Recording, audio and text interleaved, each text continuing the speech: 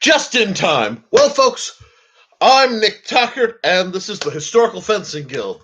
We're doing our weekly live stream to bring you the best in hacky slashy goodness. I'm just keeping track of what I have where because I've got a lot to cover this week. And I've got folks who are asking for a message the moment they're live. I am live. So come on in. Good. We got one here, and we've got a like. Thank you. That's the format. Okay, this week's a little different in part because my book is. Oh no, it isn't. It is right here. So we're going to talk about some of the neglected stuff, being Axis. I mentioned Axis, and hi, folks. Comment, please, because that's how I know who I'm talking to. We'll still be hitting up the simple sword a little bit. We're starting to stray into territory that isn't written here because it's from my mental notes on the strong sword.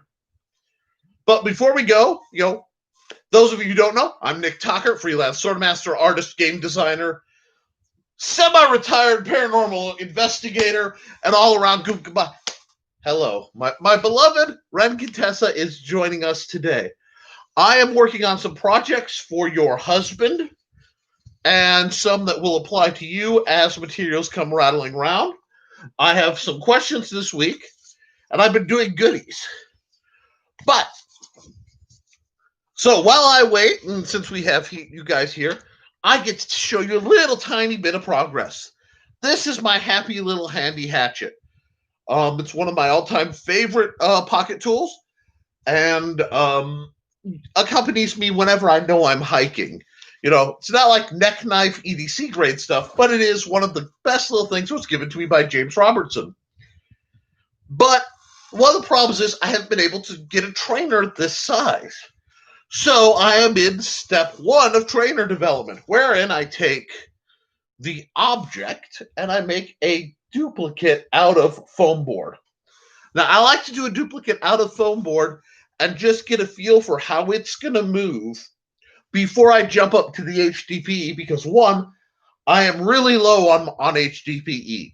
That being the cutting boards I usually use to make these trainers, because I have a big one that I was going to use, but my wife needed a cutting board, and I'm a good husband. So that became ported over to her so I don't die. Ren is one of my lovely patrons who keeps this channel afloat, and is, her support in all things is crucial, and I really appreciate it. Eventually you'll want to like her channel because good things are coming there, I hope. But what happened is I got left last week. Last week I was visited by one of my other supporters, man by the name of Steve Clausen. And Steve let me hold on to a few of his knives and made a request. And the request was, I think this is all of them. Yes. He wanted trainers. So I am making trainers of his everyday carry knives. This goofy looking cutout is an actual devastating little thing by a company called Angel Sword. And Angel Sword's trainers, it's made of his is made of the legendary Angel Steel, which is eerie. As a knife guy, I handle a lot of metal. And my brain tried to tell me it was aluminum because it was almost that light, but there's a flow and a solidity to steel that aluminum never has when you pick it up. That trainer had that, but was very, very light, like almost titanium light. Not quite there, but very, very light. And I actually when he wasn't looking, I checked it with a magnet. It is a ferrous metal. I know that much. But they have a very distinct little fighting trainer. So I've made the foam board version to see if I'm a little concerned with the narrowness, if I can make it and have it be sturdy enough to use out of HDP. It will be a challenge, but that's in the works. As is his kind of generic throwaway karambit, which actually has a nice grip, and this gorgeous knife he handed me, which I have lovingly duplicated. Here, that this knife design makes me happy. It's got a false edge that's sharp. This is I could hear Doug Marcaida every time I pick this up saying, "It will kill." So I really need to make a couple HDP trainers out of that. And because it was requested, the where is the orange version? Well, that's not it. Anyway, I made a foam core version of my throwing knives. Why would I do that? Well, because for years I've said I think I could fight with that. And what I'm going to have to do with all these designs, now that I've had them, I'll have to figure out how I can minimally round them so that they're safe for training. So, like, I'll have to blunt this tip a bit, probably the back a bit, because even with it being HDP unsharpened, a sharp point can do damage. So there's going to be a little bit of adjustment, which is why I skipped to a three-dimensional grabbable model instead of just scratching directly. I want to be able to get a feel for the flow. Like this knife technically would need side panels to get the grip right. I don't know if I'm going to do that or not. I'll just have to see how it works. But that is a work in progress. And like I said, I'm hoping by the next time I practice to be able to slip the HDP version of this axe in my belt as a, oops, I dropped something, yoink, pookity. Well, hackety. Again, proper martial arts terms. So, while we're waiting for that, and yes, I will take any questions, comments, requests that are all roughly PG-13 and won't get me killed. I've made some promises, and one I keep neglecting is to talk about some of the axe trainers. I was requested that. I keep forgetting. So that is actually coming up a little later.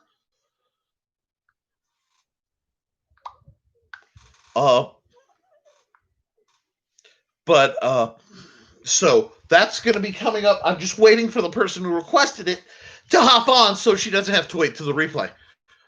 While let's talk a bit about axes, actually. Actually, no, we'll skip. This is something I've been meaning to review. As usual, it didn't start out orange, but I find that the black that Cold Steel uses does not show up well on a screen. This is a rondel dagger, and I got a metric poop ton of these. I think I got like 4 or 6 for practices, and you can see me dabbling with it. I tried to learn the technique, but I found the technique so broken as it was presented to me in the videos I was looking at, and so antithetical to the way I move, that I'm more likely to use this as a pokey stick and maybe a leverage tool, but it's not. There were instruction manuals, I don't even know, where it's like, extend your arm all the way up. Give me a second. Boop. I need more height than I have. All the way. Shut up, I'm short. All the way up to get your stab. I will literally never do that, because that leaves all this lovely, chunky hobbit meat ready for slicing. And folks, if there's one thing chunky hobbit meat does not want, it doesn't want to be sliced. Bring it here. There are a couple things that people need to remember, and I get passionate about it. Styles developed for a reason. Now, certain styles look better than other styles, and certain styles in a very specific setting work better. But I am not, nor will I ever be, a specific setting kind of guy. I am almost a militant generalist when it comes to combat and styles. I want something that I know will do what I tell it to do in just about every situation. And if it can't, I want to know why. My point. I favor a knife this long to about that long. So about the length of my K-bar, which is somewhere probably on my table. But my dive knife, still. This is literally my, in case I'm underwater and need a knife. If I am so dedicated to my style that it will work underwater. I would love to see somebody underwater trying to do like, let me extend dramatically. I'm sorry. No, I don't like it. I won't fight that way. You can't make me. I'm in the mood. Not quite as good a mood as last week, but I am certainly in a mood. So yes, to the people who were asking earlier, yes, I have a lot of axes of various size. This is my gnomish little tiny axe. I love this thing. It is far more fun than it should be, but it's not terribly practical. But I love it anyway. I will say, not the best design because this big, heavy chunk of metal is supported by these little tiny flaps. So I really, really expect this, if it were a survival situation, to break right here, which would offend me, except I'm pretty sure I could lash this rather nicely and make a more conventional axe out of it should that ever be needed. And yes, I have the matching hammer. I don't know why I find this so funny, but I do. And we need funny, folks. I know the world's looking really scary right now, and it's continuing to look scary, and people are doing very, very strange things. All we can do is muscle through, take care of our own, say what we feel needs to be said in as respectful a manner as possible. That's what I'm about. Prep for the bad guy, but don't become the bad guy in just about every situation, unless it's time to be the bad guy. And then that's why I teach people, my students all, to carry a backup knife and like shank up under the, go for the sweet spots. Riddick, not a nice guy, but pretty accurate in a lot of his assessment. Except the infamous question, is it clear? Boop. Okay, we're still going. I still have 2 people, which is awesome. 2 people, 1 like. Whoever's watching hasn't matched a like needs to hit the like. Since the person I'm waiting for isn't letting themselves be known, even though I have sent the message per request, I will, let me one more time. I am live. Okay, boom. Good. You guys need excitement. Let's talk.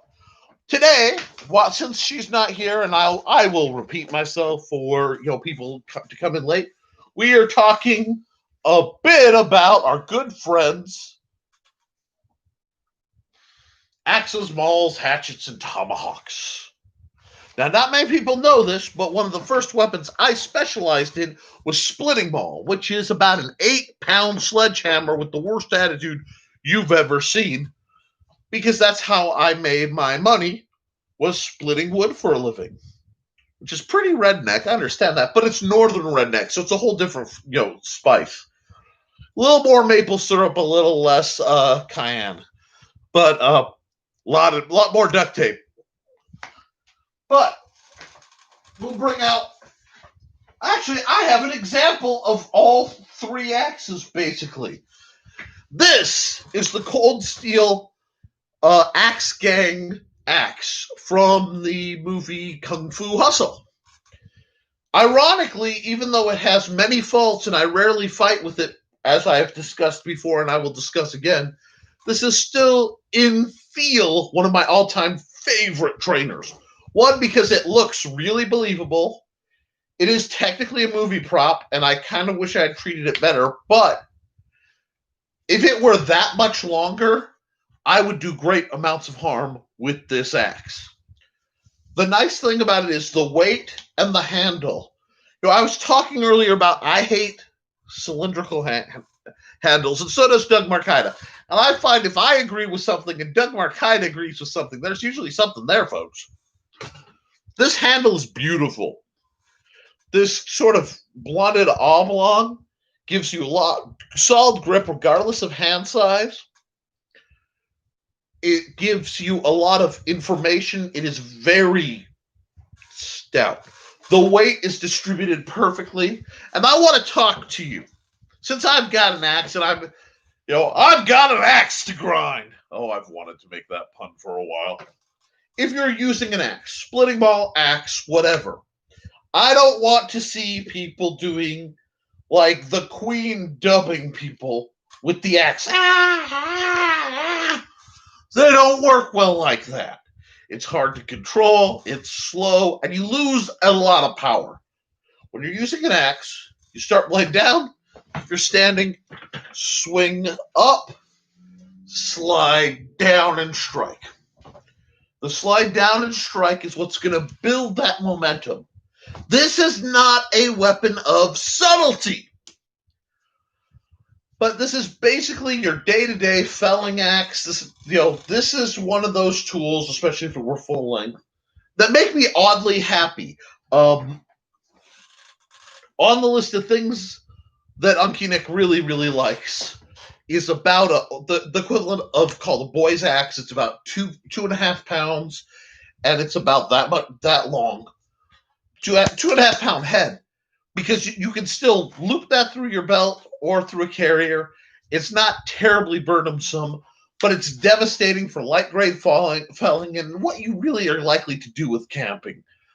A lot of survival guys talk about batoning the knife. And you should have a knife sturdy enough to baton, which means you take the metal knife and you take a stick, and you pop, pop, pop, pop, pop to split. My problem is, as much as I hate monotaskers, I would almost rather carry a little knife for precision work and then an axe of a reasonable size. Now, I cheat with this little dude because if I'm only day hiking, I can get a lot of this, and I can even baton this to get a better strike. But I don't see the point that, how do I put this? I don't see the point in not carrying a tool that will do the job because it's too heavy if the other tools really don't. Now, we'll talk about tomahawks, and next week, maybe I will grab my live steel tomahawk to show you. I love tomahawks, both for throwing, because, gosh, that is just stress relief. Taking a tomahawk and just chunking it. And because a more period tomahawk is designed where it is not affixed to the handle. The handle is wider at the top, narrows at the bottom. It slides up independently. That way, if you are out in the woods, see, if you have an axe that's like this, more standard axe, and you break your handle, which happens, you need to chisel out the wood that's been wedged. There's usually a metal wedge that fits in here to widen the groove and hold it in. It's a pain in the butt. It's very slow and time-consuming. Very sturdy, great for when you're home, horrible abroad. So a standard classical tomahawk it's shaped like a teardrop with the blade up. So it's shaped like this, but this is rounder. And then you can take a limb, a chunk of log, you can cut it down to size, hammer it in, and replace your handle relatively easily. So I'm a big fan of them. Now, a modern tomahawk is a lot like this. This is a cold steel trench hawk trainer. They sell these guys in live steel. Actually, I don't own a live steel one of these, which I find surprising considering I have many of these. And wow, has this guy seen some damage? Either the paint or the plastic itself is a little bird because I've used this a lot. These are one of my all-time favorite trainers. And again, this handle is great. It's very intuitive. The slight oblong and the stop lets you know when you get to the end. This is well designed.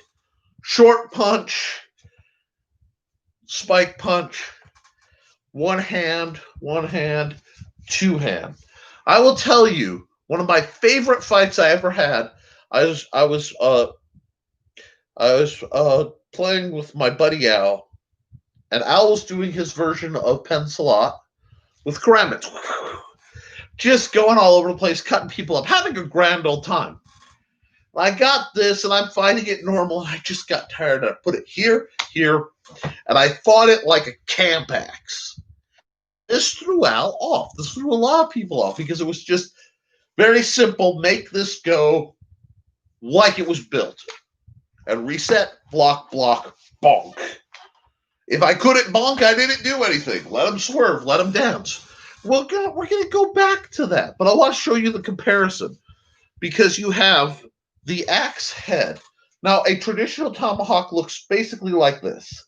They don't have the mattock spike. It would be just here. This is also very similar to a bearded axe, but a bearded axe is more dynamic. Now, I happen to have something like a bearded axe, and you guys might like it. So I'm going to get into that, too. And then I'll talk about something else, because I have... Oh, well, here. Ontario Knife makes a RD Hawk, which is this guy. Except, of course, there's live steel. In my old age eras, I collect trainers more than I collect the actual knives, which is kind of funny, but I use trainers a lot more. This is a neat weapon, and it's a neat tool. The problem is it's a narrow, so its cross-section is very much like this. Just a very narrow metal. And then it widens to a fixed grip. You put this here, you grab this here. This is designed to lock in. It's very blocky. If you like Glocks, whoops. Okay, sorry. If you like Glocks, you will like this grip. I do not. It is rather blocky in my hand. Sorry, some minor technical difficulties. Blocky in my hand. That is, you know what? That is okay. But it's enough that I find a bit of rotation. I'm not terribly... I can make it go. You know, it will hook, it will go. But I'm used to being... See, it's not comfortable. I'm used to being a much more dynamic, and it's not comfortable to short shank. So I have mixed feelings of this. I really need to go out and play with the real version. It's also it's a little light, both in manufacture, light in for an axe to get the blows. I like a little bit more weight.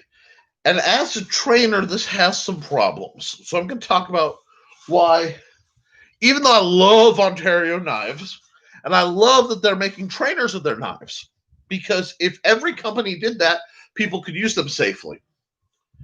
Look at the cross-section of impact. This is brutal, okay?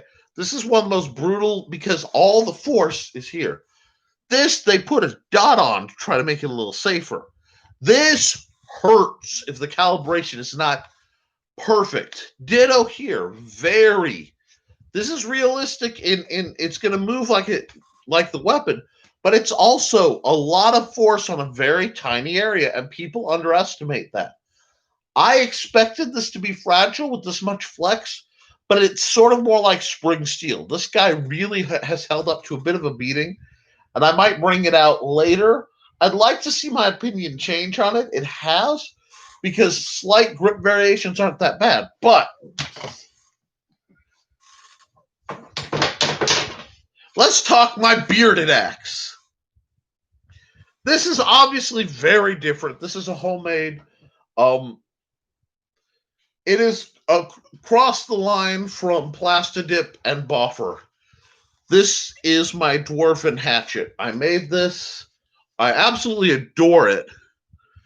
From when I was doing projects trying to get better. It's not perfect, but it does show beautifully the difference between the hawk head, okay, the axe head. Here, I'm going to grab this because it's almost to scale. And then a bearded axe. It really has that dramatic swoop. Now, the dramatic swoop is very, very important because this is what catches. Now, I like the axe as an offhand or paired item so that you can catch, block a weapon, block a shield, boom, come down with the second one, catch the sword, boom. That's why paired axe is really, really pretty, and it works really well in the hands of somebody like James Robertson, your Screamo practitioner types. Sorry, well, I didn't do that. Yay! But you want to learn. This is the drumming. This is dwarven drumming. I love it. They're also handy things to have. But they are agricultural weapons. Now, why does that matter to me?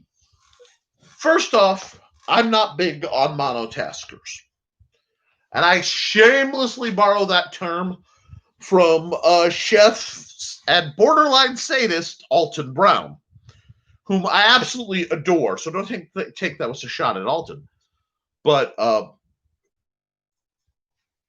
I want something I can use for multiple tasks.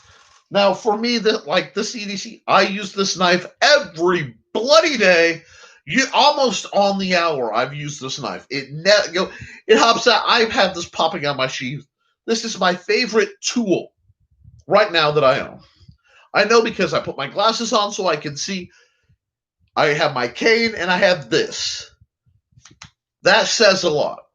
I wish, just out of pure piss and vinegar, that CRKT would make a trainer that fits in the sheath so I could practice from the sheath.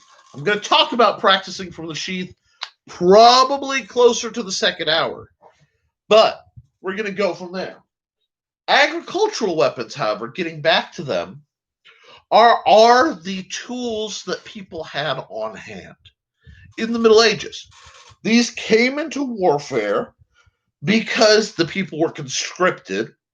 War came to them, or it's literally all they knew how to handle. Sometimes you don't have time to teach a dude how to make a sword go. Now, a war axe is not like you think it is. A war axe is actually much smaller, on a longer pole, usually about 5 feet. So think a staff with a tomahawk head.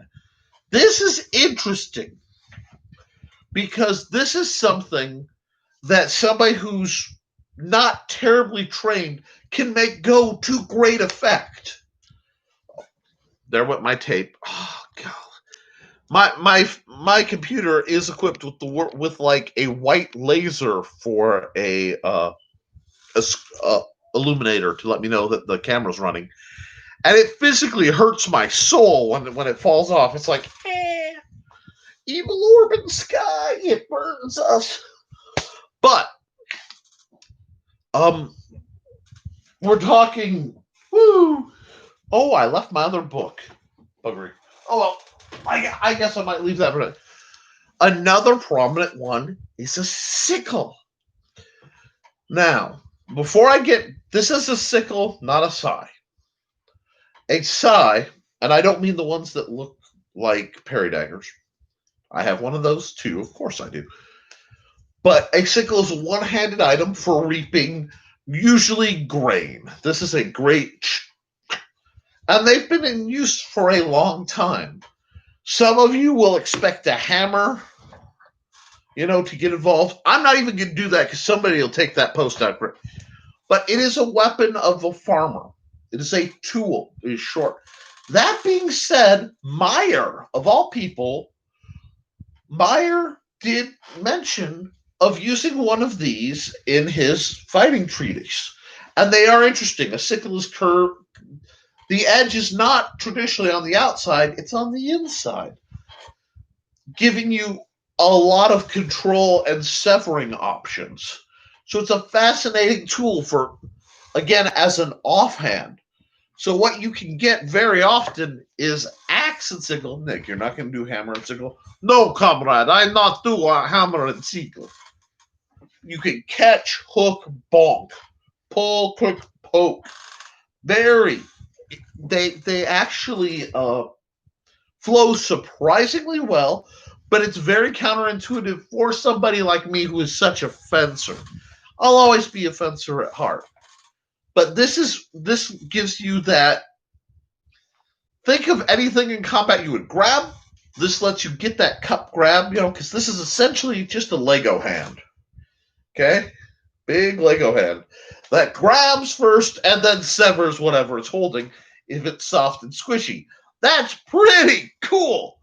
And if you get enough just good old-fashioned force behind it, you're going to get your rendings done. Very brutal, very simple, but very very much the weapon of the poor. And I always find that interesting. That's how I fell in love with Dusseks. It is on my bucket list to make specifically a Dussek, which is essentially a medieval period or later machete type implement that doubles as a sword. Fascinating tool. And you'll note I say tool because I have machetes. I have several. And I use them when I have to clear large grassy areas. A couple are more so tool oriented, they're almost unweaponable. My favorite is a cold steel, I think it's camp and garden machete. It's got an angle that's sharpened. It looks like the putter from Hades. But it really works for when you just want to swick your way through a few, about half inch or less, quarter inch, too stout to just mow, but you need to cut down weeds or something. Delightful tool. And that's where you need to understand, where survival meets defense. A great example, we can go all the way back to these guys. Okay? This is my hatchet. I'm going to make a trainer of it, possibly many, because I carry the hatchet. You should always train with what you carry. And it flows. I like getting a bit of a conversational flow. It fits well. I think my gnomish hatchet, which I showed earlier and is right here, is almost a touch too small. At this point, believe it or not, I'd be more likely to carry a ball peen hammer for defense because it's more defensive. Like when the cops show up after you've defended yourself, you say, "Yeah, I had this from I do metalworking. I had this in my pocket." Now, if I go, "I axed the mother," it's gonna look bad. Likewise, my buddy Steve, whom I love, loves karambits. Do I need? You know what? No, I'm not going to get out the hella karambit. I'm just going to let it go. Okay, that's part of. He wants to make a trainer that isn't the hella karambit. We'll see what color it ends up by the time I'm done. But as a weapon, a karambit is devastating. It allows for discrete deployment. This model is based on the kind that has a clothing hook. That's what this is, so that you can draw it across your pocket coming out, draw it across a belt, and spring deploy. Finger in, this, deploy, it pops out because it's a folding karambit. And you can do all the bad, shady karambit games. My problem is, aside from opening boxes, which karambits are actually very good at because it's just the tip so you can control it, as a tool, this isn't quite as comfortable. I mean, there's you can file things, you can make it go. And this particular model, especially as I play with the trainer, there we go, is actually not bad as a hook bill knife. Some of the others aren't. Like this is, again, inverting it for tool use, standard blade up use, it has some edge to it. That really wasn't a pun. Well, it was, wasn't it? Now you take this guy. I love this knife, and the more I handle it, the more I like it. I think it's by Sig. I can't remember. Steve, if you hop on, tell them what kind of knife this is. But this is going to be the trainer. I'm going to trace this out into HDPE for the late arrivals. And the neat thing is, this will work in my. I can prepare a meal comfortably with this. I can chop veg with this. I can whittle with this. This is a tool that I can defend myself with. This, to me, is more of a weapon that I can make tool. And this is rare in its breed because it inverts so nicely for tool use. I'm not the biggest fan of karambits. That being said, this guy still intrigues me. And as a karambit, it has potential, has a good strike knuckle, because I didn't add that. It will be challenging to make it sturdy enough out of HDPE. I don't know if I can make it to have it last. But keeping that in mind, because once the threat's over, the next threat is I don't want to go to jail. I don't want to go to jail because I had to poke somebody because they were trying to do harm onto me or mine. So I will always de-escalate.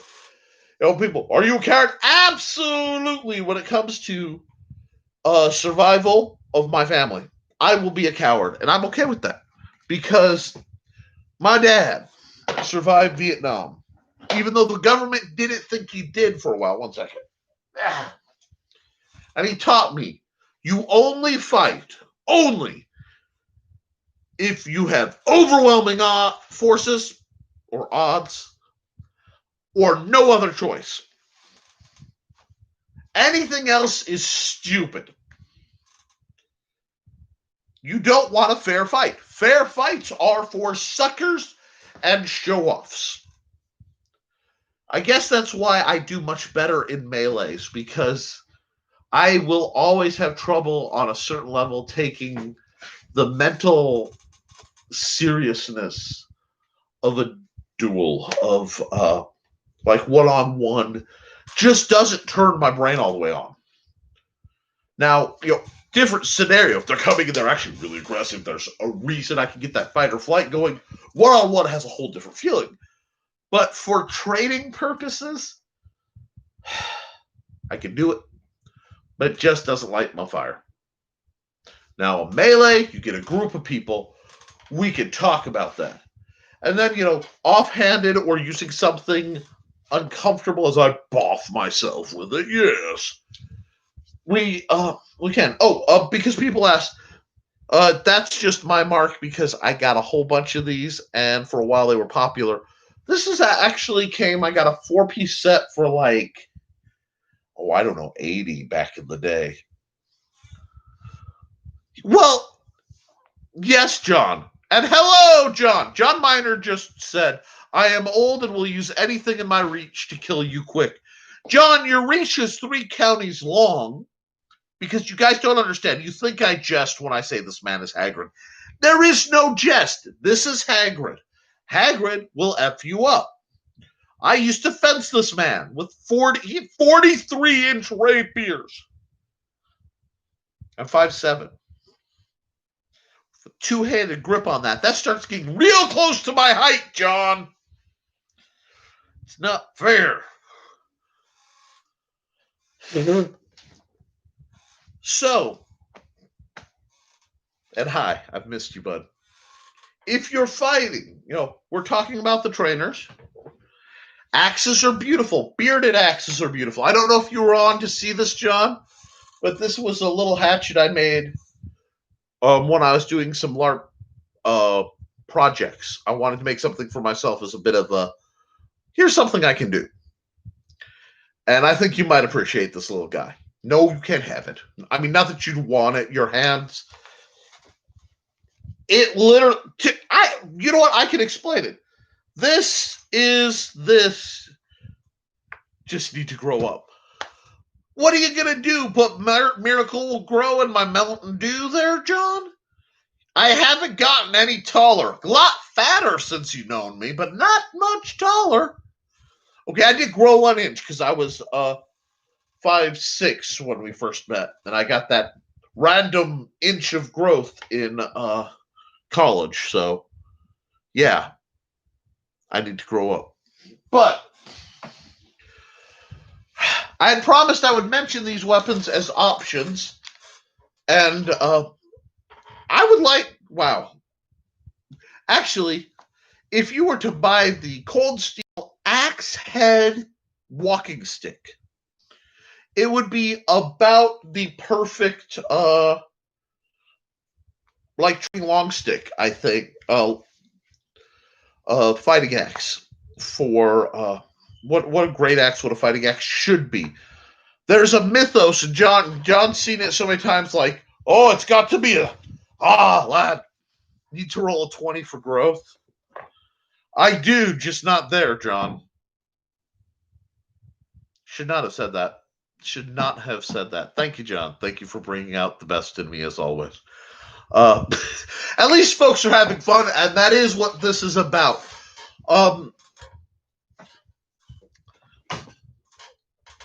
About every other week, I compete with a couple shows, so I lose a lot of audience. I understand that.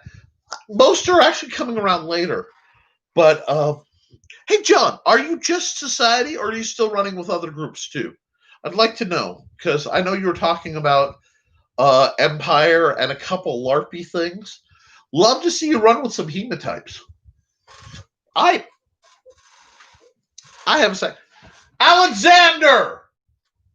Bring me my Scottish fencing book. I'm sending out for a book that John Miner needs to read. I think he'll really enjoy it because I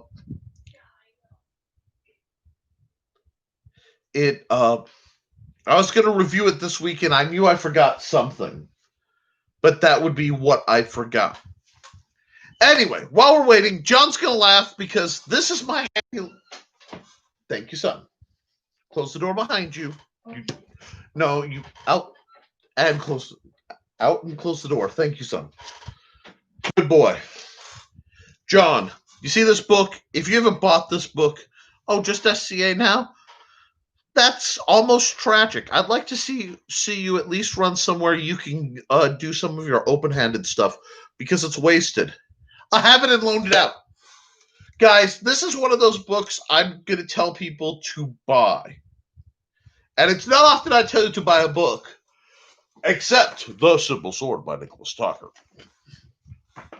But, and The Coming Strong Sword by Nicholas Tucker that I am still working on, and probably my Intro to Armoring book. But that one will be released early to my patrons. I'm going to put that up as a digital file as soon as it's done for my patrons as a thank you for being patrons before it's then published later to the general populace.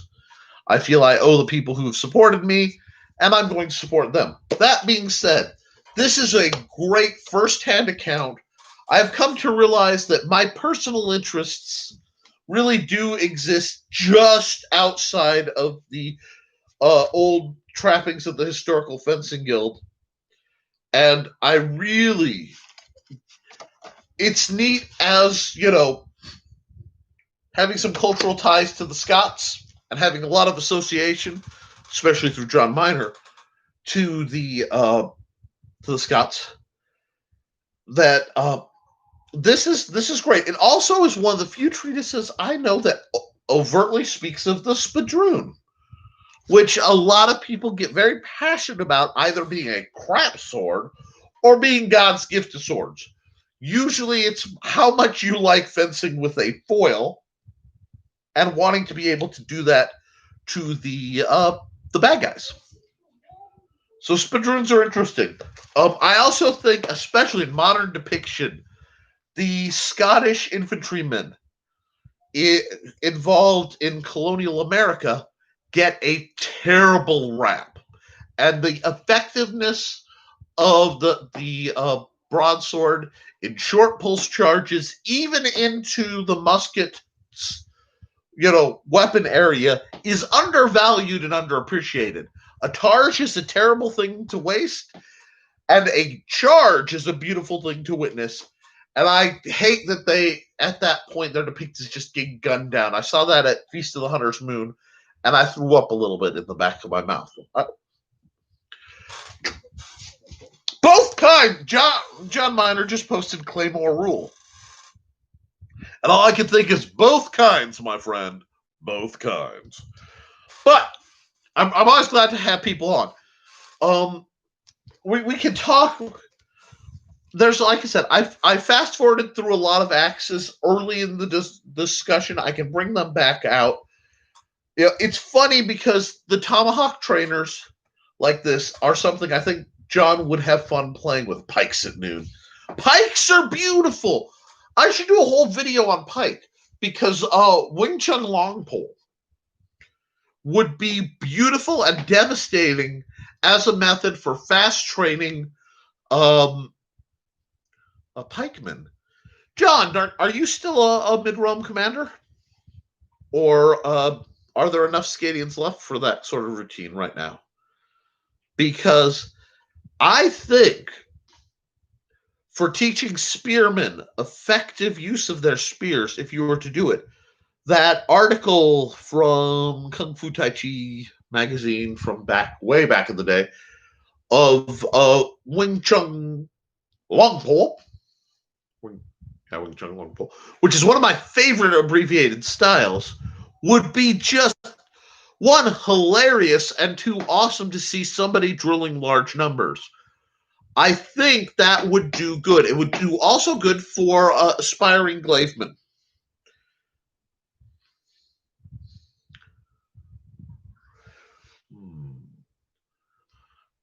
But training heavies still. Well, if you're still training heavies, then you might want to consider that as a methodology. Because even if you just bought a crud ton of PVC to make trainer spears just so you have enough, you could do a whole class on that probably. And it would really benefit the people who need to learn such things. I think with the given quantity of shield walls, we need to bring back spear training. I think that would be an interesting, because John, I don't think you were here last week.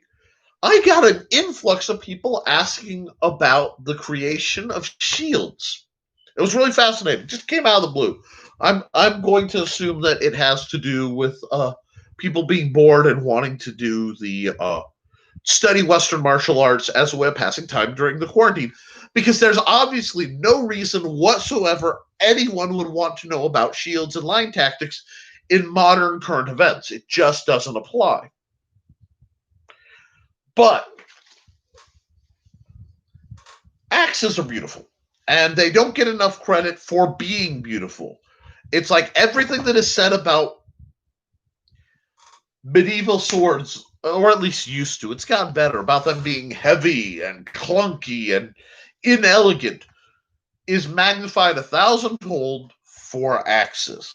And that drives me absolutely bonkers.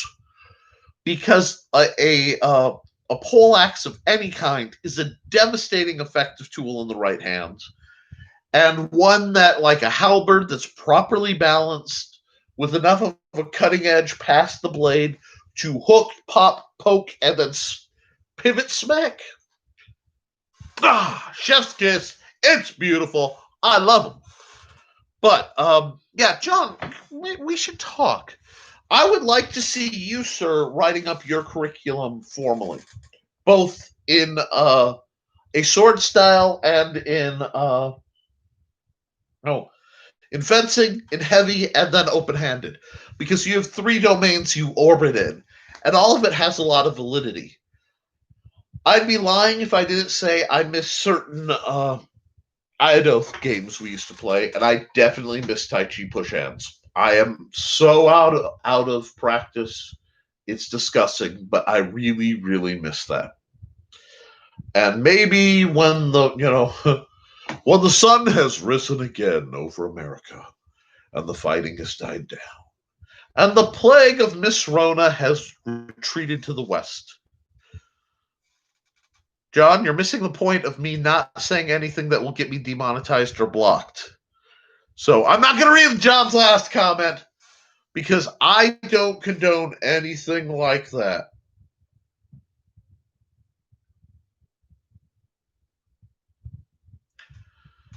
Sorry, spasm. Um,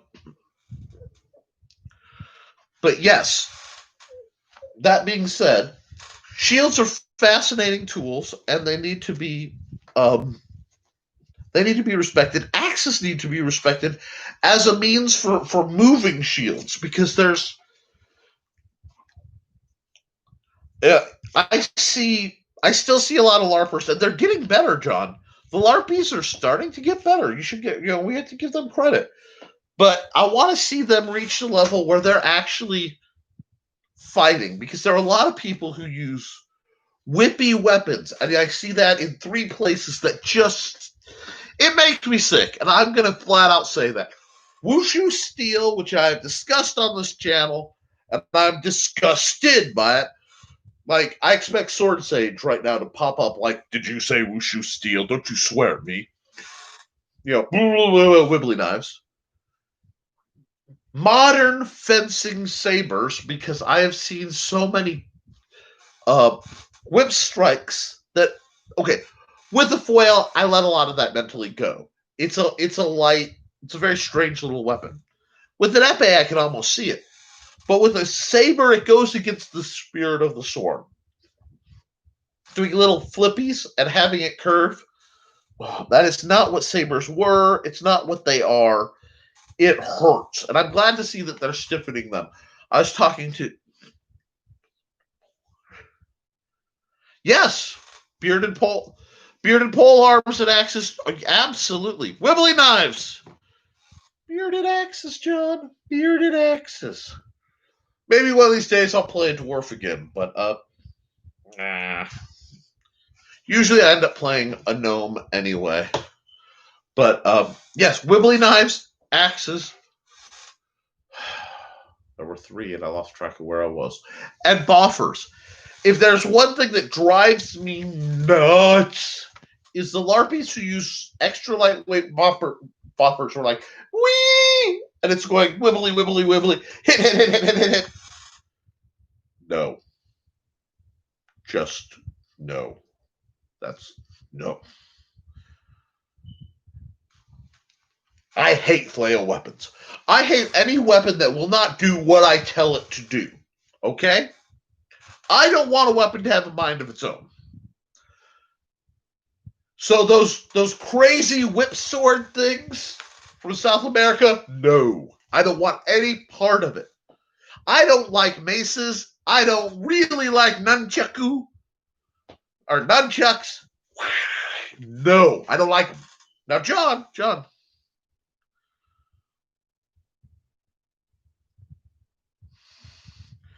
Yeah, well, John is a hair-footed troll or cloud giant. Yes, but that has nothing to do with role playing. I suspect you're actually some kind of lost giant kid, guys. His fist. Okay, if I did this, his fist is literally John Mayer's fist is literally that wide. I can park my pinky. It's one pinky from being the whole width of my fists. And that's what I've had to deal with back in the day. Yes, it is frustration. But I don't know if you saw this, John. My little wibbly small sword I made. This started out a $20 gin, and I modified it so that I'd have something I could fence with against the poly weapons. And it works pretty well. And it does wibble just a bit. But for piracy, see, John Miner is the one, popping things, who gave me back in the day this, which I still love. This is one of my favorite door greeters in the middle of the night, John, because I can swing it in my hallway. I still love this sword. I'm leaving it sheathed so I don't have to deal with life steal at this angle. But I have this lovely trainer that I rather like. I don't know why. Folks, why would I like this trainer? I can see no reason why I would like this trainer and see it as a practical tool. And that's why I'm doing what I'm doing, which is part one. You trace whatever weapon. Sorry, technical problems because I hit a button. There we go. I'm soon going to be able to train to fight with my favorite throwing knife. Why? Because very often during the summer, these guys, a set of 3 of them,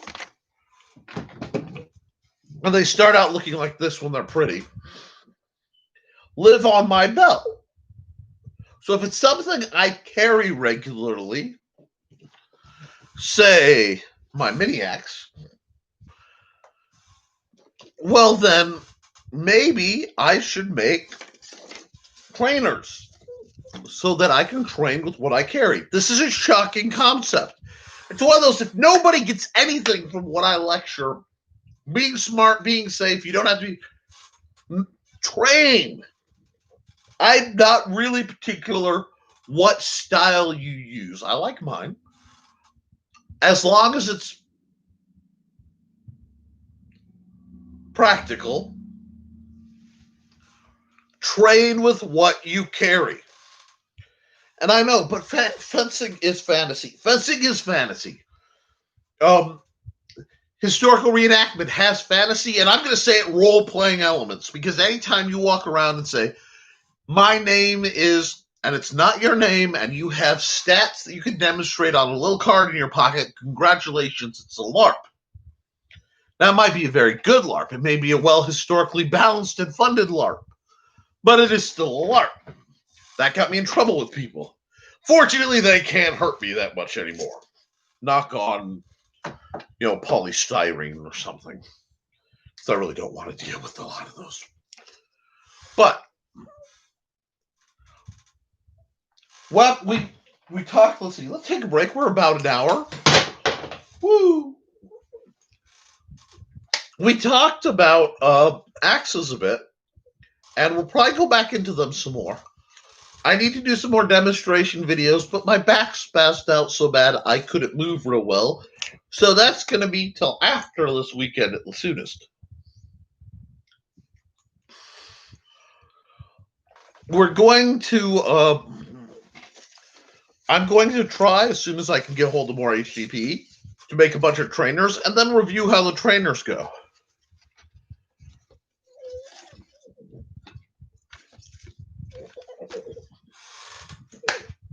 Now, John posted about Greatsword and Highland Greatsword Florentine. My favorite style with 357 backup. That is cute, but I still think Greatsword Shotgun Florentine with 357 backup is a beautiful thing. Although, man, I have a mild love affair now with 44 Long Colt.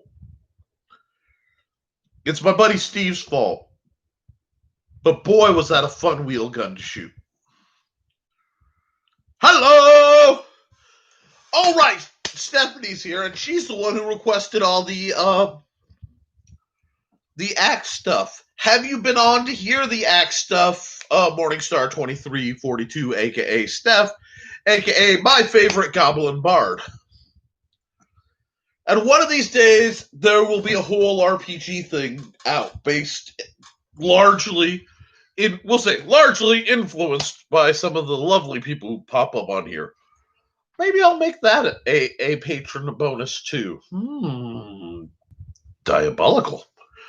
But we were talking axes, Stephanie. Per request, I brought this. I brought this. I brought this. I brought this. Brought the Lifesteal one of these to make the foam core test trainer version. I will be making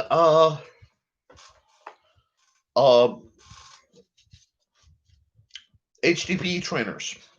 and this will be on the list. If you have interest, ping me offline. We can work out a deal. Especially if, like, cutting boards mysteriously were delivered to my house. Arrangements could be made. But yeah, we've been talking axes. And John, yes, so many axes. Yes. Now I will say I have a list of my going favorite trainers. And I have thus far my favorite trainers for non-swords are the Buckler by Cold Steel. This usually runs around 40. I got this one for 20 something. Actually, I got the black one that's over there for 20 something. All their stuff is black. I tend to spray paint mine bright safety orange, which I need more safety orange spray paint, so that shows up on camera for you, even though it takes away a tactical advantage from me. This is the part where you guys thank me. Anyway, the Cold Steel Parry Dagger Trainer. This is one of the few knives out there with a bit of flex. I actually find this as a great training tool. John, you might want to consider, if the SCA will let you, making something similar to this as a trainer for new fencers. Because if you use this offline angle, and I don't know, that used to be banned by the marshalate, but who knows anymore. It teaches, or even using these offline, the perfect how to line up that 45-degree windshield washer for teaching the abbreviated, you want to learn how to authorize dagger right now. Beep, beep, beep. What can this do? This is a sword with a height complex. And for the record, it dang near qualifies as a sword in my hands. Shush! I know I'm a halfling or a hobbit or a gnome or a frickin' brownie or some kind of lesser-sized fae, John. But, get that. This is the third in the trio of weapons that if I were saying, like, if I had the money to set up an outfit gear X, Y, and Z down the line, these are all my favorite offhands for training people. Now, I like to train people with a smaller buckler first, so that when they work up to a larger one, it's easier. They understand timing and effort and not blinding themselves. That's just me. Although I am hoping that there's going to be a discount on riot shields in the near future, which I would love to see. But yeah, this guy is great. I kind of want to get a live steel version just because I've spent so much time training with one of these that it works. Stephanie has one she affectionately calls Mr. Happy.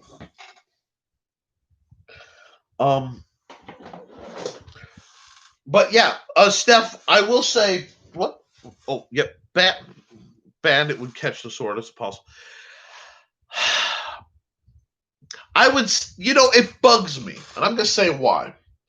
Because that is there, but I know for a fact that Nighthawk can fence with an El-Cid style, a minimal wire hilt, that I had to complain because it had a sharp point on it, and it has the way the curl breaks, it can actually break a blade. So I don't know, but not my circus, not my monkeys, I believe.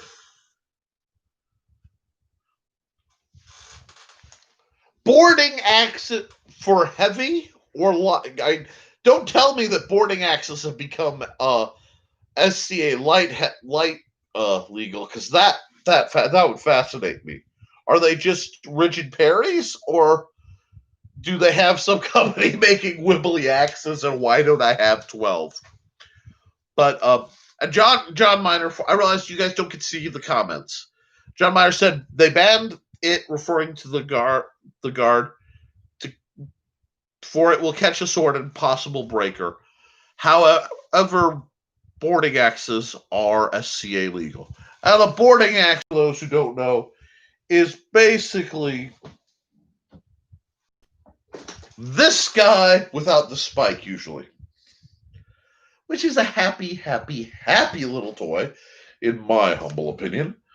Very fond of them, but let's be honest. Oh, dang it, I'm going to have to oil that now. John knows, I would never fight with this as a combo. At all. I have no piracy in me whatsoever, and this type of combination is not something I would ever invoke at all. Do you see the joy? I only have one of these, so I don't need to make it orange. Richard Poe. That's interesting. That's really, that is really, really, really interesting. I would love to see the angles on the acceptable. You know what, John, can you send me the information on just purely curiosity through Facebook or whatever of what is an acceptable Richard Perry boarding axe? Because, yeah, I with a flick of my wrist, I could do some damage to a lot of those rapiers. That interests me. No, I will not throw that. Lydia's over there. I'm not going to throw something at Lydia. But we're an hour in, so I'm going to take a break. I am sponsored by the Simple Sword, the Historical Fencing Guild's Manual of Defense, Volume 1. I'm still working on Volume. My contract work has wow, okay. My contract work has interfered with my capacity to, well, with prioritizing this, but the sequel is coming. Well, I don't know. My Zamorano got L-bent with a bad flick, so I don't know. If you don't think that you can catch and hook and break well, not break, but probably permabend a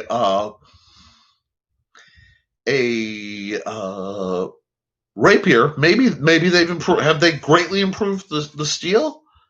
I'm curious because John made the straight bitted axe.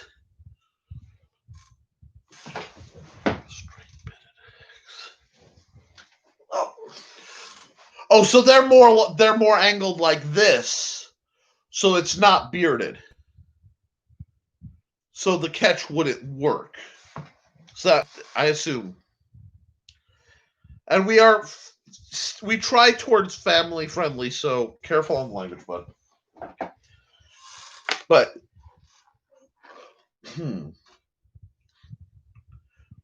you're right. It would be very difficult. That's why I want to see the angles that are allowed.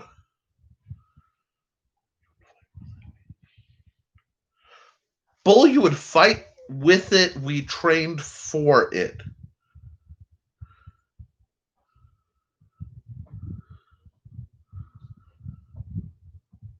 All I was saying is,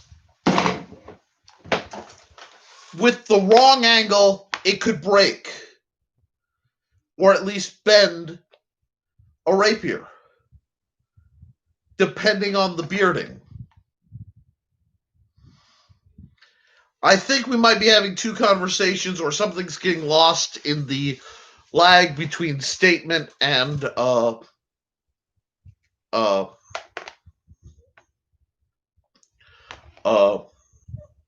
conversation. Because even with a straight quillion, even with straight quillions, we've had to break bouts up because a tangle could have damaged a sword. That's why I'm a little surprised at the axe as a parry device being safe. If it's a bearded axe, now if it's not, depending on the angle, it would be much less likely. But I'm just curious on that one.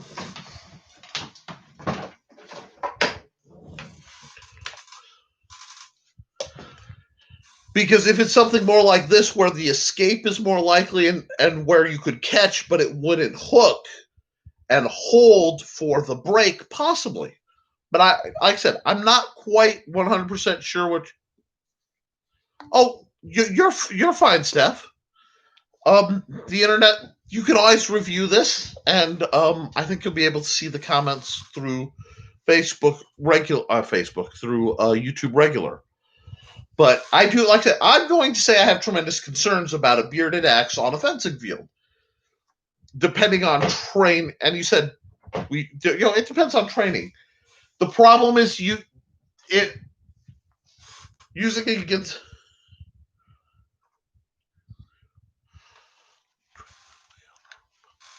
You're a pirate. Oh, okay. That's what happened. I was being sarcastic. I was being totally sarcastic. Yes, no. I often. One second. I was like, what did I do to offend John? I said I would never fight like this. Yes, sarcasm apparently. Heavy type. Okay, that makes sense. So I see the confusion here. I do have a slight delay. I'm not sure how long it is between comments. If the parrying device is a heavy axe, that is both constructed differently. This is essentially padded, it's semi-rigid versus rattan, and so no, it wouldn't damage. Okay, thank you for clearing that up, because I was trying to figure out how you were out with like a wooden axe or a steel, not non-sharp axe as a rigid parry device. A heavy padded axe blade makes sense, and yes, BS, yes, absolutely. I specialize in piracy warfare, up to and including multiple flintlocks. But that is neither here nor there. Wow, okay. Glad that got cleared up. See, what John's talking about is something closer to using this, which, as you can see, has a measure of flex. Now, this one's a bit stiff because of the painting I did. And like I said, this is more of an art piece than a fighting piece. I wanted to make something awesome. And I think I did. I could fight with it, but it would be tragic to risk wearing it out. So I don't. But it is the right shape for a bearded axe. Yeah. Cool. I love these conversations. But I am supported. I gotta get back to my commercial. I'm supported by the Simple Sword. It's available on Amazon under Nicholas Tockert. Also, I'm supported by Patreon. If you guys can give even $1 a month, that helps me buy trainers to review them. I am trying to save up to acquire safety gear for myself because, like a yutz, I've spent the last 20 years, the vast majority of it taking the money that I'm going to buy this. I'm going to get a nice coat, a nice trainers, body armor for somebody who's instructing, and a new mask because my mask still has creases in it from where Ray smited it.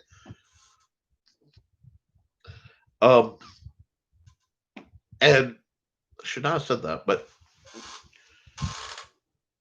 I need new gear, and the only way I could get to afford new gear safely is to save up with the Patreon. So, if you guys want to keep me safe on the field, it's a great time to donate. That being said, we're at the part where I try to take questions in the second hour. So if there are any sword-related questions, please chime in. Knife-related questions, style-related tactics, whatever you want to discuss. I want to make sure the front is open to you. Steph, do you have, any specific axe questions? And yes, Steph, sword-wise, one of these would be great for you. It would be a good length. It's quite rigid. Should hold up to that gladius of your husband-to-be, and you're going to love the grip. It gives at least some measure of hand protection. You never take enough, Steph. Okay, because I don't want your musical career. Or this guy, because, I love this sword. I helped design it. I don't get any money for plugging it, but Purple Heart Armory is one of the few American trainer makers. They basically compete with Black Fencer. Black Fencer is European. And while they make beautiful products, I'm not going to lie, I always try to support the American companies. That's why I will almost always say, if you're buying your own gear and you're not making your own rigs, go with Zen Warrior Armory. I love their standard stuff. It is solid and it is reasonably priced. I personally am not overly fond of Hanwei, but they were the early blades. I'll have to ask John if Hanwei has improved their blades. They are, if you want the longest blades on the market right now that you can fence with, to the best of my knowledge, outside of a few, I want to say Darkwood Armory Customs, which are going to knock you back easily a couple $100. I mean, like,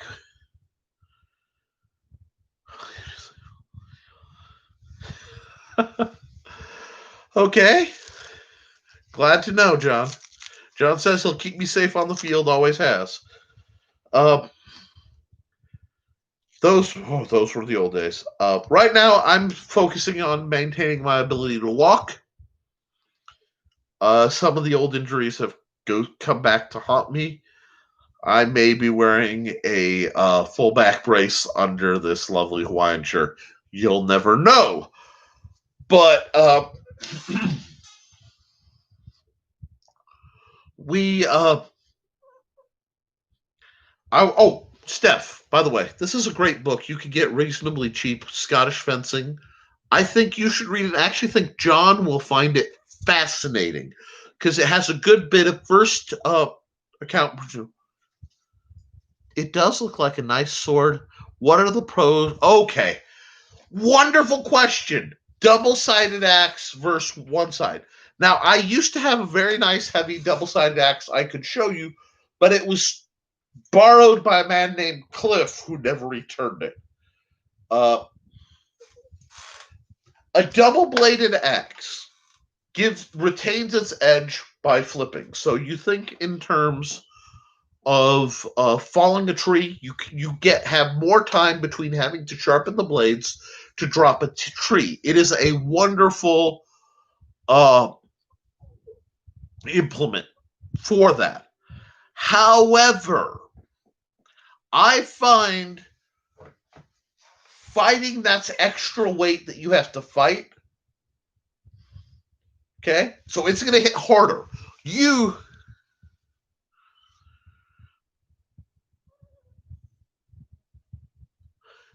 Really? Okay.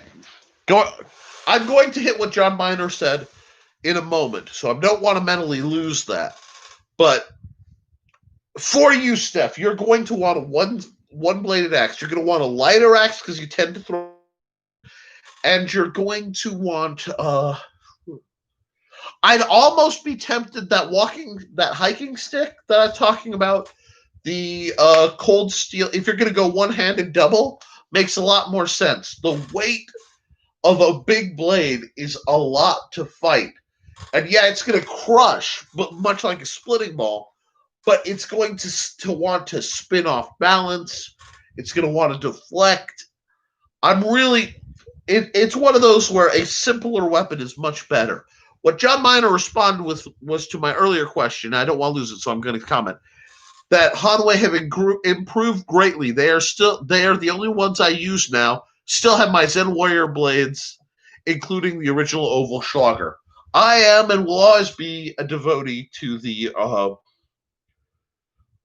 Oval Schlager. It and I go way back. It's one of the most sturdy, functional, reliable weapons out there. However, modern fencing rapiers are much lighter, and they're more forgiving. They're flexier. I mean, I still have my old railroad spike, and a little bird told me that these are banned now. I don't know if they still are in the mid-realm, but this was one of my favorite weapons. Very simple, very elegant, very deadly. I like simple, elegant, deadly. But for Steph, oh, God. If this wasn't such crap material, what I mean by it is they didn't use their normal plastic when they made this. This is not the same poly they use in their cold steel uses in their swords and stuff. Or else I'd be recommending this to everybody because it's practical. It balanced right. The grip is beautiful, but they ding. And I've left this piece one blurb. you see how it dinged and what got sharp as the plastic deformed because the plastic is a little too soft. That's problematic. It's the first trainer I ever had cut someone. It cut Joey Bachman, actually. The first time we were with it. Not not an intended, but a graze on a retreat opened his arm up. So no on that. But yeah, what you want, I would say, is stick to Mr. Happy's real world equivalent. I want to say M48 Trench Hawk. Couple makers of similar tools. But yeah, this is going to suit you really well. If I were to be able to wave a magic wand and quote unquote fix this, I would put the handle out about here. I would give it about another foot of grip, 10 inches to a foot. And that would make this very, very devastating. What I wouldn't recommend for you, or most people, oddly, and I hate to say it, well, I don't know, you may really like this because you don't do grip games. But the Ontario Artie Hawk, actually, because you tend to prefer Glock-like grips. You like a block. And this locks in, and then you just do what you're gonna do with it. But it is not forgiving. So if you ended up with something like this, we'd really need to reinforce the padding on the strike edge because this is going to be a nightmare for your calibration. That being said, look at the little... It's like a sewing machine. So, these are delightful.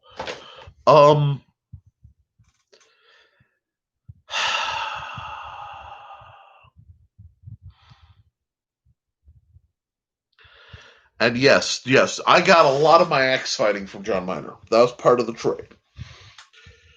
We had a summer where John and I just figured stuff out and did stuff, and it was really great fun. That was just before, that was a couple of years before everything started to get hinky. But we need to keep training, whatever your style is, and you need to train in things that affect that make what you like work, what you carry, what you're prone to carry. Okay, that's why somewhere buried on my table is a kitchen knife trainer, because I've yet to see somebody make a dedicated butcher knife training knife. And I really think that needs to be a format because that is a common implement. People will grab that in self-defense situations all the time out of the butcher block because at night you heard a bump. So I think people should train with them more. Now, there are Halloween ones out there, but most of them are so fragile you can't really work with them. If you see a sturdy Halloween one you can recommend as they hit the stores, because it's nearly it's nearly July, and they usually start putting out the Halloween stuff around August, because that's how I birthday shop. I like Halloween. I have a rubber bat above my... Can it get up? There it is. Black rubber bat. Anyway, I keep a black rubber bat up in my office at all times. Because Halloween is glorious. But if you're going to carry throwing knives, if you're going to carry a pocket knife, if you're going to carry an axe or a karambit, make a trainer, and actually make two. We've talked about this last week. I'm going to re-go over it because it's really important. Just like body armor, there's applications where soft body armor works better and harder body armor works better for others, and a combination works best, in my opinion, for most applications. When you're making trainers for actually training with weapons, that's a little different from judged tournaments with conventions outside of reasonable protection. And when you do that, you want to make a soft trainer that you can go full speed and not hurt somebody. You want to make a hard trainer that's going to handle more like the weapon, but you have to handle it safer, or your opponent is body armed, so that you can tack. I still recommend for your building materials, for your light trainers. It's really simple, and I might make some light trainers out of this next time I'm sitting awake. Get some camp pad, just cut out your knife. Wrap it in duct tape. If you know plastic dip and stuff, that obviously is a better route to go. But if you're taking a knife that isn't a ring knife, because anything with a retention ring gets a little hinky for creation, but you can do it as the Hello Karambit has proved. Oh, there it is. The Hello Karambit. No, I make a thing. I can take this. Oops. Drop everything. Whee. Okay. And I can just be like, okay, how's the scope? We get it. Slice. Uppercut. Yeah. Test your mind. But this is just camp pad. This is a buffer. This is a coreless buffer. The rigidity is the material and the tape. Great for fastly practice, based loosely on one of the, I think it's Wu Jiao. I can't remember. It's a company it's the same company that made the saber. Actually, makes a very severe curved karambit. But the angel sword karambit, like this guy, which I'm almost hesitant to call this guy a karambit, has such different geometry that it needs to be handled differently. So I'll make a soft trainer out of this, and I'll make a hard trainer out of it. And then, we double up. Axes especially, wickety. They're going to wear out right here, because that's where the torque hits. On both of them. So it doesn't hurt to reinforce that a little sturdier so that it's stronger, because that's going to be a problem. But still, if I'm going to carry, anytime I go hiking, which I know this makes John laugh because this might as well be a neck axe, and I have in jest worn it as such with a little necklet, choke a paracord. It's a neck axe. Yay! If I'm going to carry one of these when I go in the woods, there are a few little branch tree things that this is going to cause trouble with. But then, if I want to think about using it combatively as a practical, I need to practice with it. I need to know reach. This is about a fist wider than my fist to get that sweet bulk. But there's not much forgiveness. It's not like an axe where if I deliberately or I either intentionally miss or I miss by happenstance, there's still a half. I'm still clubbing the snot out of something with an axe like this. Now, I get asked, Nick, why are you, and my phone pings, so somebody messaged me, why are you, hi. Oh, yes. John Miner, I'm sorry, not John Miner, John Hudson. So, what if I told you, yes, I got a message from John Hudson, who's not on Facebook, referencing the beautiful German axe head pistol shotgun kind of things. And it looks like maybe a World War II trench axe. These are beautiful relics. And he's like, I can prove to you. John, go to nickt.deviantart.com. Okay? And if you dig through, you'll find a picture of a girl kneeling with almost exactly a very similar weapon. I use them in some of my game design. I love the totally impractical but just cool to draw gun axes. They make more sense to me than the gun knives or the gun swords, and not counting that crud from Final Fantasy VIII. Wow, got a little in my stomach from that one. But yes, I'm thinking that's, and I absolutely adore that trench axe. I am familiar with the period. They weren't terribly common, but I do adore the black powder short range guns, usually spelled funny, with the axe head on the bottom. It's not common. It's not terribly practical because that's a lot of torque to put on the front end of a weapon. But boy, is it a beautiful thing, and I do personally enjoy the aesthetic. I have a lot of German in me. Okay, I'm not saying I bleed sauerkraut, but I am really, really, really German.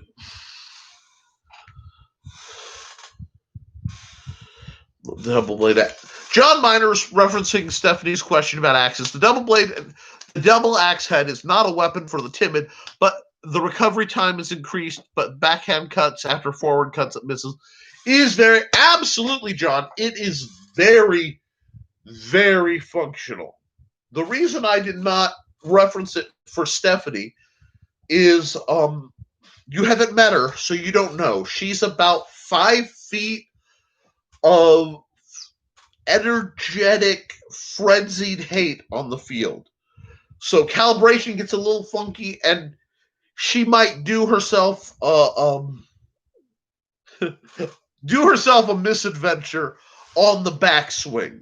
That being said, a proper double-bladed axe is a beautiful thing, but I want to try to keep the style, especially for her, protective and elegant. In that, John again, weight prohibitive.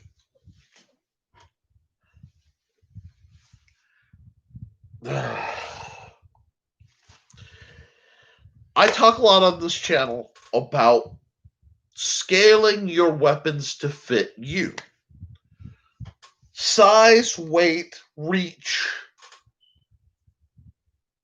and grip are all very important in this. John is 6 foot lots with unnaturally long arms. He's pretty much a Greyboar the Strangler. His knuckles won't quite drag like my buddy Victor's, but like this is a large man with huge hands. So for him, the weight balance of something like a double-bladed axe is no problem. He also has more years of martial arts than Stephanie's been alive. Almost to a factor of 2. So you have a giant wielding a giant weapon, which is scaled to him. Stephanie is basically from heck. Yeah, like a speed metal max craze, I'm gonna take one of these. I'm gonna take one of these. Yeah. This is fighting Stephanie all day. It's just at your chest to nether regions range. It's an experience. Love you, Steph. You're scary sometimes. But yeah, just so John's method is put the hand. She's short enough. I know how to fix this. John, her reach is shorter than mine because of some biological reasons. Her reach is actually shorter than mine. Process that for a minute. I will remind folks the inspiration for this picture done eerily to scale, that is based, right there, is based on John Miner. That would be yours truly, John Miner. People wonder why short men are full of hate.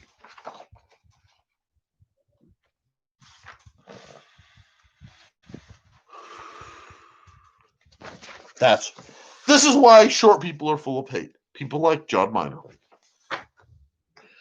That man, I could take a 36-inch sword, do this. If he had his hand on my head and leaned, I couldn't hit him.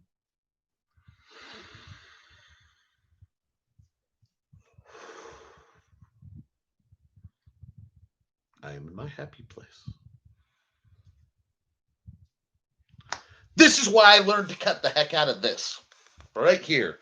This beefy part is my favorite place as a swordsman to chew on. Because at times that's all I could get. It would be like this telephone pole coming at my head. That's his hand.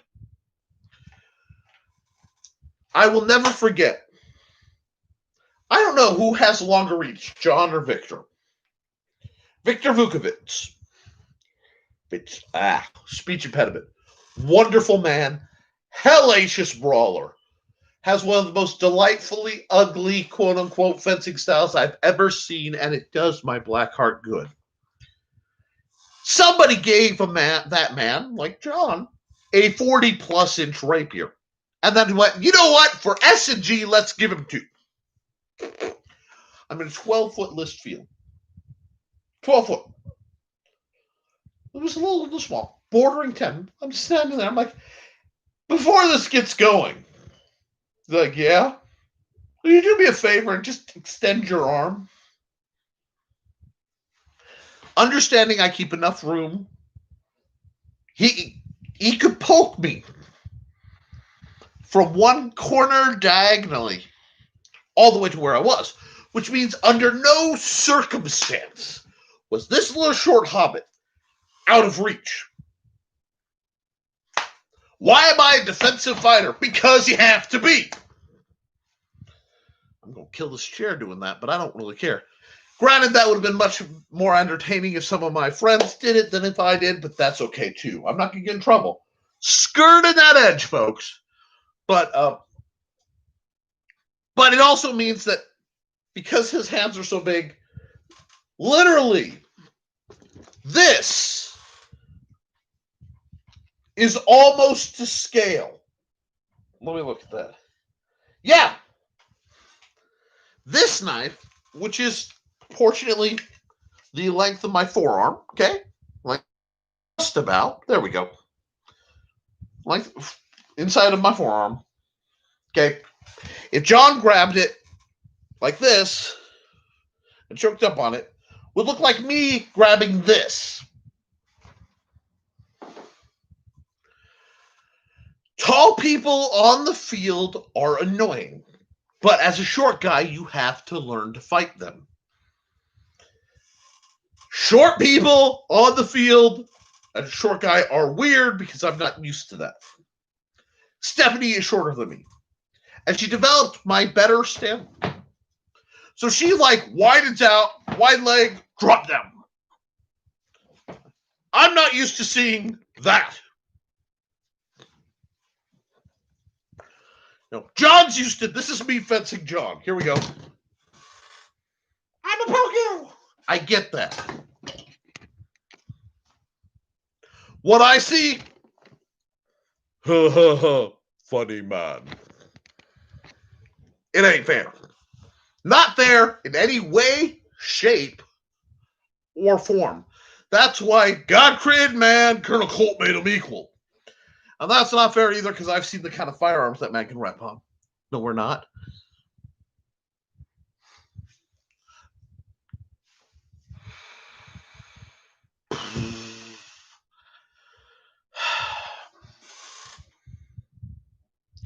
Tall people on the field. I forget just how tall my dear friend Ren Contessa is. And I will tell you this. I want to talk to the ladies for a moment. This is off topic, but danged if it isn't important. And this shouts out especially to Ren. Some moron. Well, I'm going to get to that. I'm going to get to your question. I got to address this. Told tall ladies not to wear high heels or boots that make them taller because they like it, because it intimidates men. If men are intimidated by your height, they aren't men, they are cowards. Sack up or get out of the way. This has been a love yours truly. Now, back to your regularly scheduled program. Josh, something with, would you use it? if using something like Trench Hawk at helmet, wow, it took this long. Sorry, my phone's glitching, so I can make sure. Would you use it like a two-handed axe, or would you use it single-bladed axe, then finish with the spike? Great question. Okay, what he basically said, and let me check the proportions. This isn't far from proportion from what he sent me, which looks like a World War I trench axe. Probably German, because it's got that mashed potato masher kind of feel that period Germans were oh so fond of. Okay. Using something like this, would I use it two-handed or one-handed? And then finish off with the point. If I have a gun that is one-hand capable, and yes, I shoot lefty, okay? I do this because I can ride a motorcycle and shoot like this. I am dominant. I can be right-eye because I've trained. I can shoot both heads. But I can ride a motorcycle in America, not a BSA, not a European motorcycle, accelerate and still shoot. I can steer and shoot out a window, and I can do other things with my riding hand and still shoot. So, if you have a hawk and you have one hand, if you have two, you will get much more power and control wielding it with a sliding, chopping grip. Now, if you get down, that's fine. The spike can go right through a helmet, and as a finisher, it's a brutal thing. A lot of it's just understanding where your weapon is, where it is in the hand, and just going to town. We can talk about for fencing. I like to use this as a grip magnifier. I love to catch a weapon, knock it offline, and then come back in. That's beautiful. But what we're talking about is something like a blade transfer. Let me see. I need this. You guys are going to hold it, and we're going to stick it right here because I don't have enough hands. Okay? Sword is coming at me from your perspective. Oh, I'm going to stab him in the head. There, you got your kill for the night. That's right, folks. The video on you guys get 5 experience for a kill just for watching this video. But I'm going to park it here because I have a hand shortage. I can come here, catch, hook, knock it offline, blade transfer, and open. Okay? Catch, hook, bam. Or, much more simply, we'll set that up because I don't want to accidentally turn off the camera again. Catch, hook, smite with something else.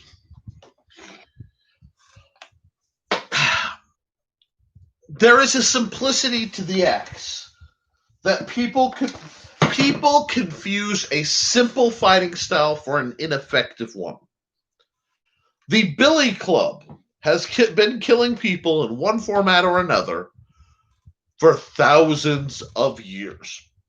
I will wager that the billy club in one format or another, which is just a chunko stick about yay long, so about like this, ignoring the thing, bonk, has been bonking to death people for centuries. Yep, that's a beautiful. I want to talk that the axe he said. You know what? Here, we'll just do this. I'm being silly.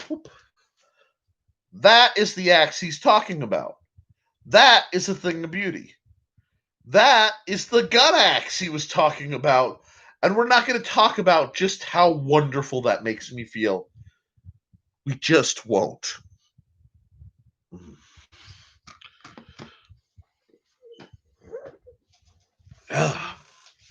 But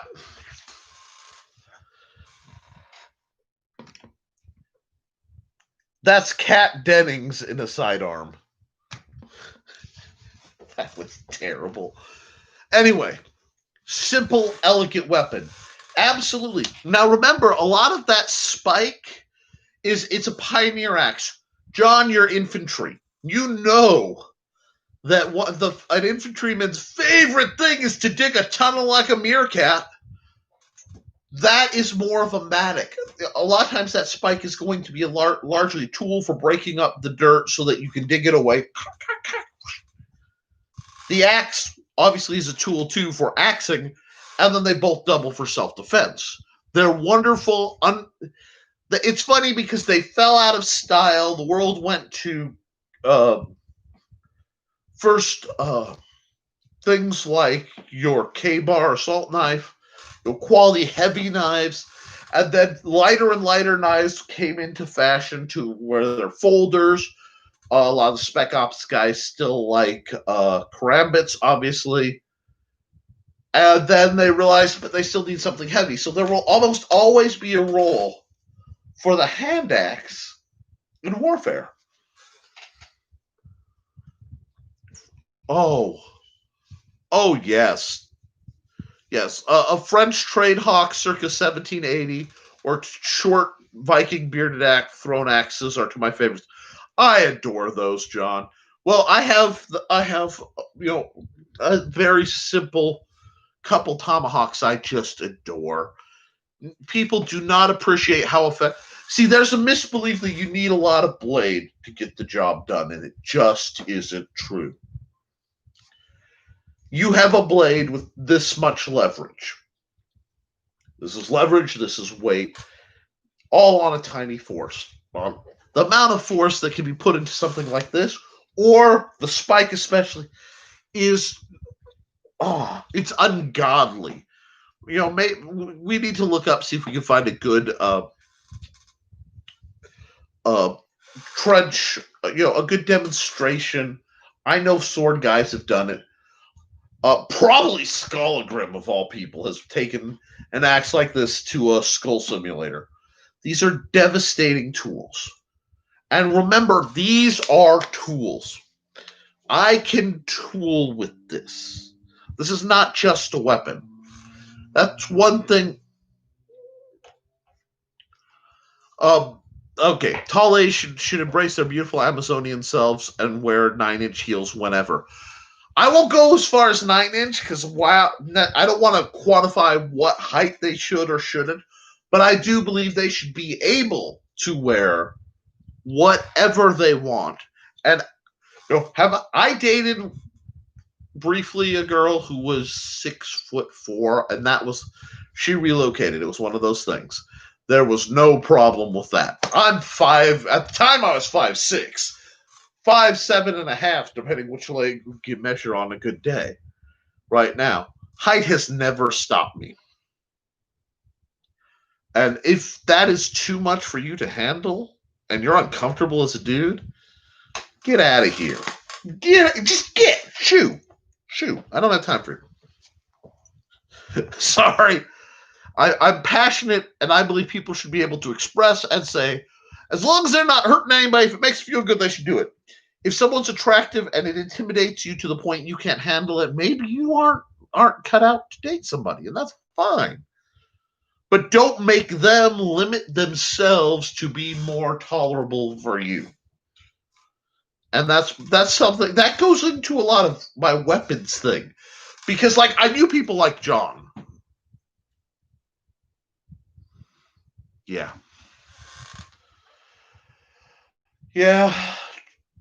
Sorry, John mentioned the practice with Jesse when fighting heavy.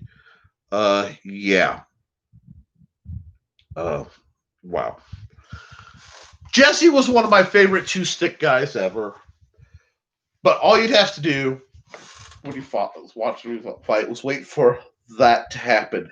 And bless his heart, he taught me to recognize that gap in others too. I smited my buddy Steve on our first bout because I saw that gap open up. Miss him dearly, John. There are some people who leave your life and you always feel the ache. Jesse Tibbetts is one of them. That's why I finally published Melee. It's part of why I wrote it. He was one of the best of us, and the world is diminished in his absence. And I've just come to accept that I will never not mourn that man. That's what a real friend feels like. But I'm also not going to let that bum me right now, because Lord knows there is enough to bum your free range Nick with everything that's going on. But getting back to what I was saying, yes, shoes, outfits, like weapons, should be tailored to the person. And if you are small, do not feel ashamed for wielding weapons that fit you to scale. This is a 30-inch blade. I think this is 30-inch overall.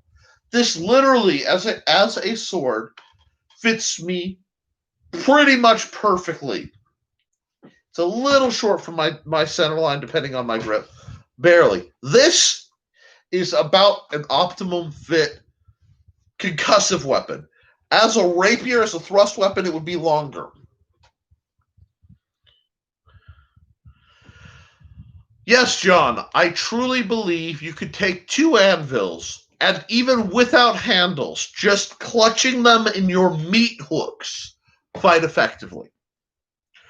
But I have very few giants on my feed right now who could learn from that. Although, watching 2 people duel with anvils would be amusing. I read an anecdote, and it was from, I believe, 1642 by Eric Flint. I think it's that universe. Not 1,000% sure. Where a guy was talking to another and said, just so I know, if I challenged you to a duel, what would you pick as a weapon? He said 12-pound sledges. Duel, 12-pound sledges. 2 12-pound sledgehammers. The guy was a coal miner. And the fop went, good to know. And whatever he was thinking, he stopped thinking with extreme prejudice. Wow, we are 8 minutes from 2 hours, and I have promised my family that I will try to keep a 2-hour cutoff. So I want to give you guys a chance for any last-minute questions, any last-minute comments. This was fairly informal because I wanted to bring out a bunch of axe trainers.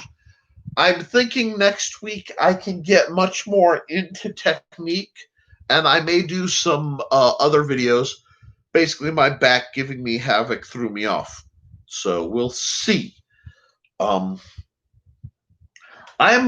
After 13 weeks of deep diving into my book, I am starting to run a little low on book-based stylistic. So I can either talk about what I'm going to do in the simple sword, or I can talk about questions you guys have.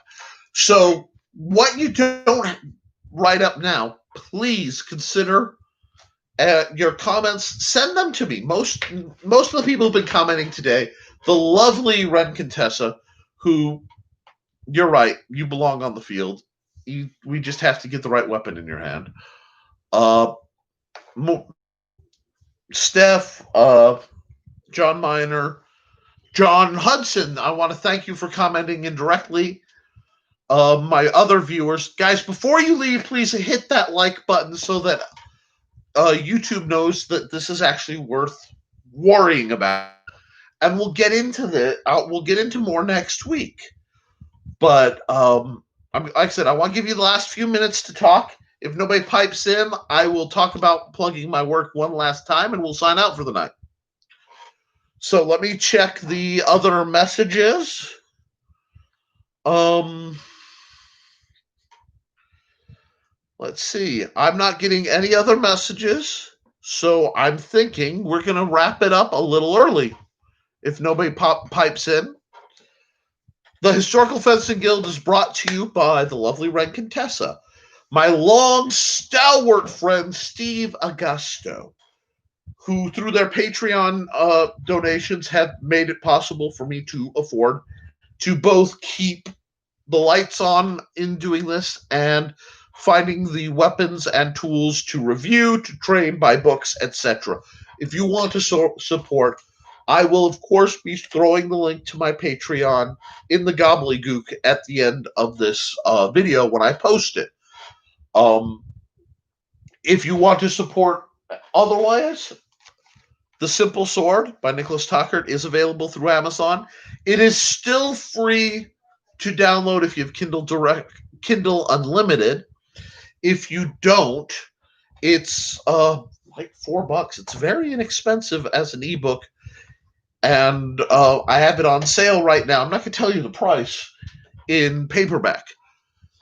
It's a great manual for helping somebody who's never held a sword before, or making a Rosetta Stone between styles, because that's what the Historical Fencing Guild is about.